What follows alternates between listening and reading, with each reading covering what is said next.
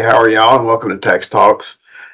Today I wanted to take a minute to go over a question that was sent in.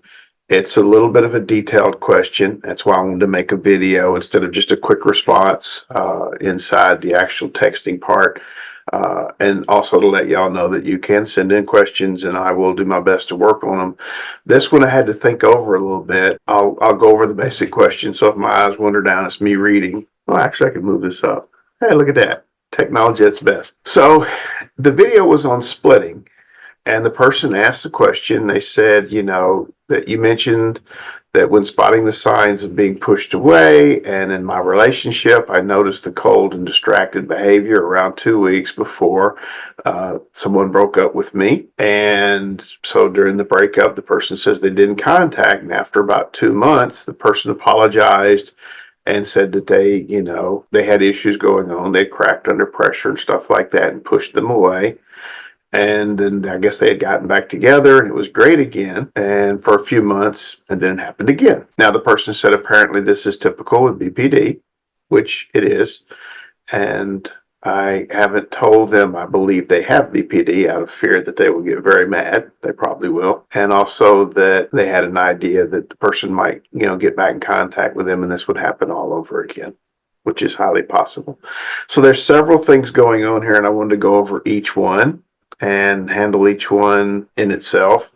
First, with a caveat, I'm very careful to tell people I don't like giving direct advice on how to handle a situation in the sense that, break up with this person, go with this person, don't do that. In each individual case, I do like to gather more information, ask more questions, find out some specifics. So the information I'm giving today, please do not take it as me telling this one individual what to do. Because if you listen, I'm going to break down different parts and ask different questions and give different thoughts on each one. So the first one would be, even though this behavior is common in individuals who have BPD, having this behavior doesn't flip and in turn guarantee that that person has BPD. In other words, there are some people in life who break up, want to get back together over and over again, that aren't necessarily someone with borderline personality disorder.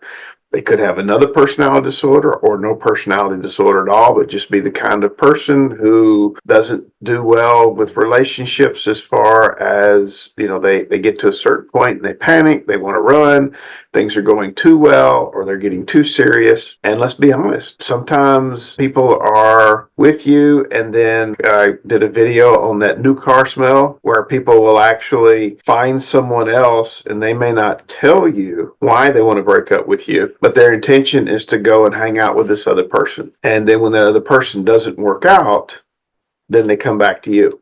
You may or may not get to know about the other person. It's just a fact of life. So that is possible that, the person found someone else. They went to them, and then when it didn't work out, they come back to you. I think I've mentioned before, and if I hadn't, it could be that, someone is their stand-in emotional booty call. It doesn't have to do specifically with sex. It could do with just the fact that they need someone in their life and they have to have one. And then once they have somebody in their life, they start feeling comfortable and have no problem getting rid of someone in their life. It could also be that the person has mood swings. There are so many things that could go into this. When we're talking about someone specifically who does have BPD, do know that them growing cold and breaking up with you most likely is not a case of where they're breaking up with you and not going to go with anybody. One of the hallmarks of BPD is the fear of abandonment, which means that that person would only break up with you if they're already assured they have somebody else they're going to go with. So here we go, new car smell. It can also be fear that things are going too well with you, so they look for someone else. But in most cases of BPD, the person has someone else in mind. They probably even have a few guarantees because, again, they don't want to be alone and be abandoned. Is it going to happen again? With any problem you have, if you do not work on the problem, it's likely to happen again. Again, this is not always just the case with BPD, but this is the case with any problem with anybody you're dating. If you're dating and a problem arises with how you feel about each other, how you treat each other, things that you've done wrong, once again, we have a case of where if the person does it and goes, oh, that was a mistake, I shouldn't have done that, or I wished I wouldn't have done it, or if you yourself do something and then you don't address the problem and work on the problem, odds are you're going to do it again. Because whatever led up to it the first time is going to lead up to it again. If this is a behavior, and again, patterns of behavior, when you look through your life, if you have patterns of behavior, you're most likely going to continue to have patterns of behavior that are very much the same. And if you're with someone, and I always again go back and say, well, how did they break up with the last person they was with? Odds are that's how they're going to break up with you. How did they treat the last person they're with? They may be treating you the same way. How do they treat family members? How have they been doing things their whole life? They're probably going to continue doing them.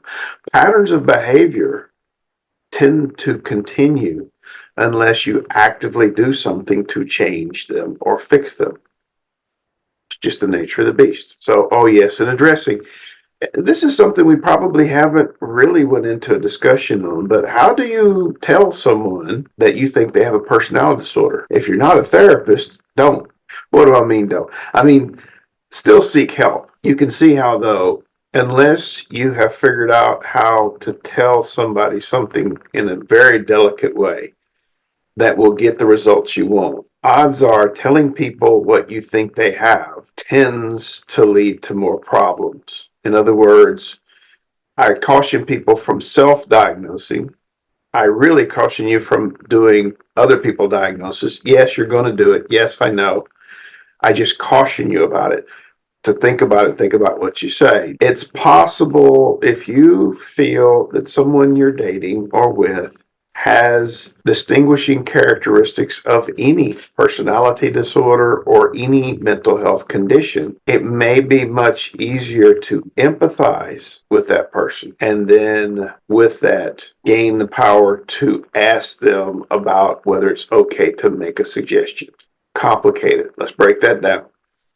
Before you give advice, make sure you have permission to give advice and make sure you have enough information to give advice. Again, a lot of people jump in and start telling people what to do or throwing advice around without actually asking questions, finding out the background information, thinking about what they're going to say, and then, very importantly, asking permission. There's an old saying, unsolicited advice always comes across as contentious.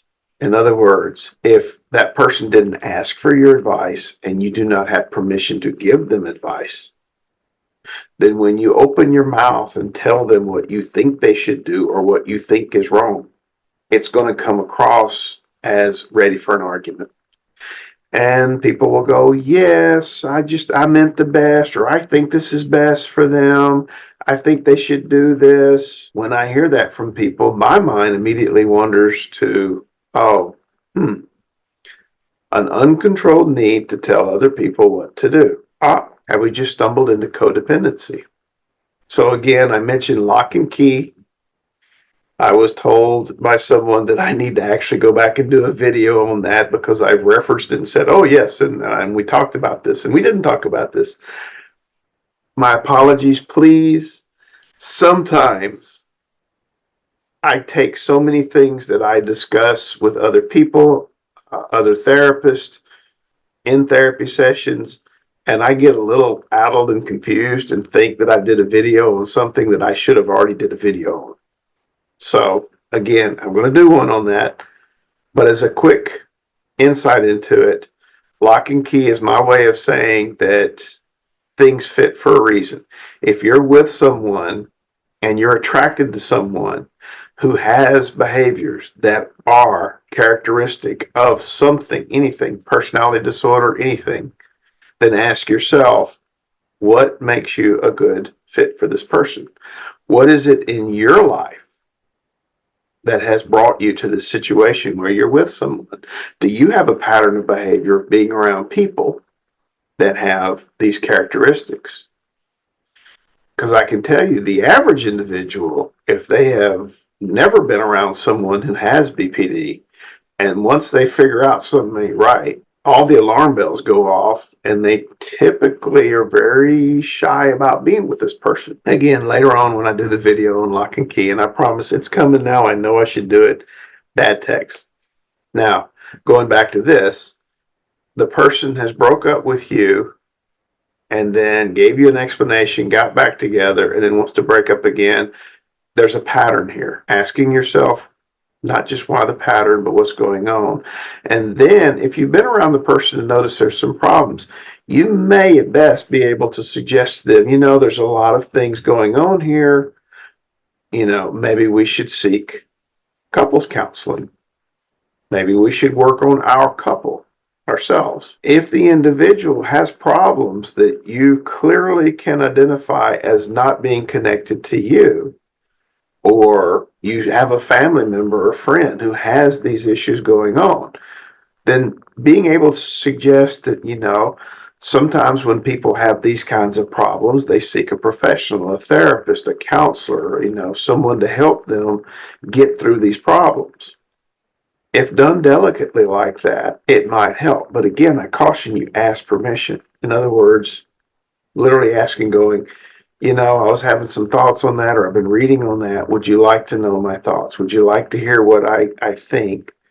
Would you like to hear, what I've been thinking about? You thinking about something is not the same as telling someone you have this or I think you have that. Again, that's a tough pill to swallow. Even if you're correct, it may not get you the effect you want. So asking permission and then telling the person, this has happened before. Do you think this is something we should see someone about? That's one way to come across very carefully, because I can guarantee you, most people who have this pattern of behavior probably don't even notice it yet. The fact that you're pointing it out, they're like, really? I don't do this. This isn't me. Are you sure? You sure it's not you? In fact, if the person says, I have noticed that about myself. I did that with my last boyfriend. You may be right. I need to talk to somebody.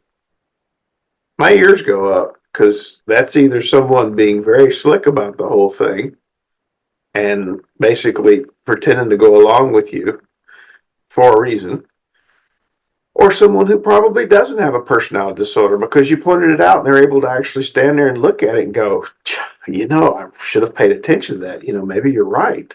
Maybe I do have an issue. Maybe I have done that before. And most people with personality disorders don't usually do that. Unless, like I said, it's that higher level of setting you up, going, oh, yes, you're right, and I should. And all along, they know perfectly well what they're doing, and they lure you back in and play here, kitty, kitty. In other words, yes, I smacked you and it was fun and you ran, but now I'm going to call you in here, kitty, kitty, kitty, kitty, kitty, kitty. When you get close enough, they smack you again. All of that is called playing into the drama. I would beseech you to please go look at the video I did on drama triangle and look up Cartman's drama triangle. Find out what you can, because when you're in a drama, in the drama triangle, when you get pulled into that drama, something's going on there. There's things that are happening that basically make it a change from problem-solving behaviors to drama behaviors. And when you're in the drama, good chance you're with someone who either has a personality disorder or for some other reason has learned to play the drama triangle, codependency being one of those. There are other situations in which we play the drama triangle. So to wrap it up, again, not all people who break up and get back and break up and get back have personality disorders. People who have BPD, borderline personality disorder, tend to do that a lot. But again, when they do it, they can either do it out of a fear that you're going to leave them anyway, so they leave you first. Almost assuredly, though, they have a backup plan. If they are seriously breaking up with you, it's because there's somebody else, and because they won't break up with you and be with nobody. They have to have a boyfriend, have to have a girlfriend, have to have a partner, have to have a significant somebody. And so they're already set up for that. And if it happens once, twice, it's going to happen again. There's no saying, fool me once, shame on you. Fool me twice, shame on me. Fool me 3 times, what the hell am I doing here? So if the person is somebody that you feel close enough to that you really want to work this out, then seeking professional help is pretty well a must. And of course, the other question is, why am I involved with someone who keeps doing this? What's going on with me? Do I need to see somebody? And you may need to, because this is a traumatic situation. Even if there's nothing else going on, being with someone who breaks up with you several times and going back with them is a significant issue for concern about yourself, and might want to go see a professional and talk about that. You might find out something that helps you so that it don't happen again. All right, I hope you have a great day. I hope that answers your questions for the most part. Again, sorry for the delay in getting back to you, but I wanted to actually sit down and do a video and go over all of it and explain why I have to think through sometimes, because I don't want to tell people what to do. I do want to give you information so that you can make better choices about what you do. All right, you have an awesome day, and I will talk to you later. Namaste.